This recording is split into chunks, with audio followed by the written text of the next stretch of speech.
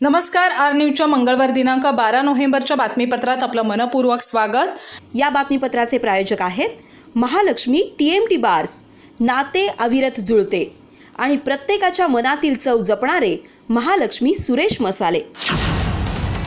आजच्या बातमीपत्रात प्रथम पाहूयात गल्लीपासून ते दिल्लीपर्यंतच्या ताज्या घडामोडींचा धावता आढावा आणि स्थानिक बातम्यांमध्ये पाहूयात शक्तीपीठची अधिसूचना खोटी असल्याचं सिद्ध केल्यास निवडणुकीतून माघार घेईन हसन मुश्रीफ। पालकमंत्री हसन मुश्रीफ यांचे समजित घाटगेंना आव्हान। सिग्नेरली प्रचार सभेत मोठा प्रतिसाद, माता भगिनींची उपस्थिती लक्षवेधी।